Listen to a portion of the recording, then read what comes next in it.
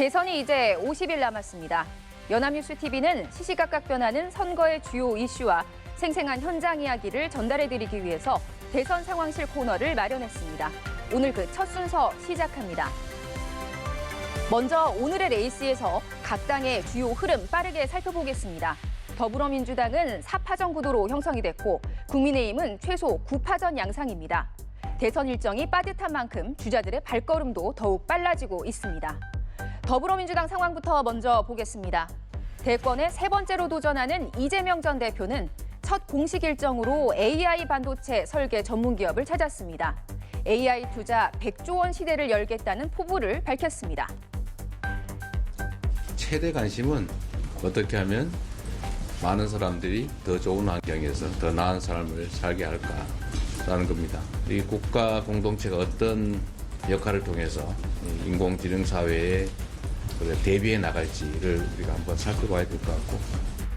네, 비명계 주자인 김경수 전 경남지사는 김대중 전 대통령과 노무현 전 대통령 묘역을 참배했고 대통령 집무실과 관련한 입장도 밝혔습니다. 나라의 본산인 용산의 대통령실을 단 하루도 사용하지 않을 것을 여야가 함께 약속할 것을 제안합니다. 네, 김동연 경기지사는 오늘 저녁 여의도에서 청년들과 토크 콘서트를 진행할 예정입니다. 한편 지난 7일 가장 먼저 출사표를 던졌던 김두관 전 의원은 공개 일정을 취소하고 거취 등을 고민 중인 것으로 알려졌습니다. 경선 초반 판도가 요동치고 있는 국민의힘의 상황도 한번 살펴보겠습니다. 앞서 불출마를 선언한 오세훈 서울시장과 유승민 전 의원의 지지세가 어디로 이동할지가 관심인데요. 범보수 진영 지지율 1위인 김문수 전 고용노동부 장관은 오늘 경북 안동에서 열린 고 두봉 레나도 주교의 장례 미사에 참석했습니다. 홍준표 전 대구시장은 대선 출마를 공식 선언했습니다.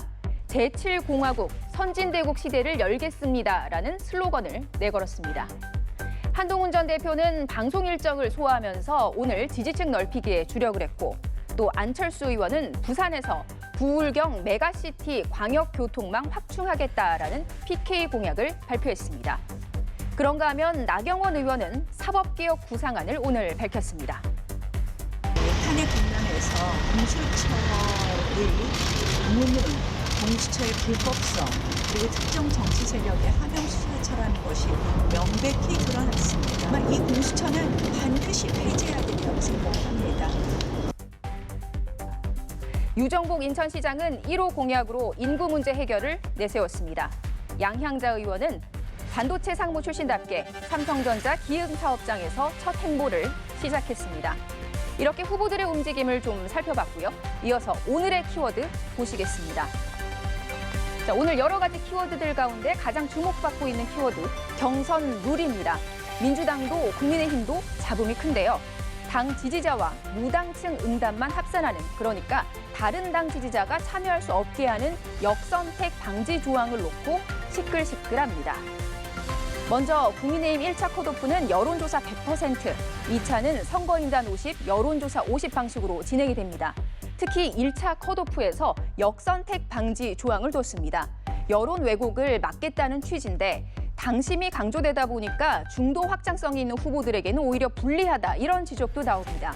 줄곧 역선택 방지 조항에 불만을 표시했던 유승민 전 의원은 경선 불참을 선언했습니다. 이어서 더불어민주당은 권리당원 여론조사 50%, 국민 여론조사 50% 방식입니다.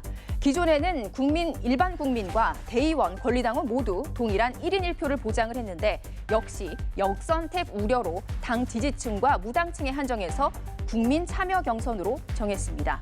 비명계 주자들은 이 대표에게만 유리한 구도라면서 완전 국민 경선, 오픈 프라이머리를 요구했지만 받아들여지지 않았습니다. 두 당 모두 경선 룰을 둘러싸고 당분간 개파 간 신경전을 이어갈 것으로 보입니다. 이와 관련한 내용을 최소화하는 게 공통의 과제입니다. 마지막으로 민심의 향방을 가늠해 볼 수 있는 오늘의 레이더 빠르게 살펴보겠습니다. 오늘 나온 리얼미터 여론조사 결과입니다.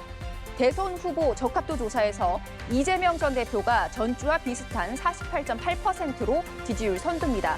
반면에 김문수 전 장관은 10.9%로 5.4% 하락했습니다. 보수 진영 후보 지지율이 대체로 하락한 가운데 새롭게 포함된 한덕수 대통령 권한대행 겸 국무총리가 8.6%를 기록했습니다. 출마도 안 했는데 단숨에 여러 범보수 후보들을 앞질렀습니다. 양자 가상 대결 조사를 보면 이 전 대표가 보수 주자들을 모두 이기는 것으로 나왔습니다. 범보수 주자 가운데 한대행이 이 전 대표와 가장 적은 격차를 보이는 점이 눈에 띕니다. 대통령 탄핵에 따른 조기 대선은 헌정사상 두 번째입니다. 6월 대선은 처음입니다. 각 진영의 대진표가 윤곽을 그려지면서 숨가쁜 장미 대선 레이스가 본격적으로 시작됐습니다. 대선을 50일 앞둔 정치권 상황, 오늘은 여기까지 짚어보겠습니다. 대선 상황실이었습니다.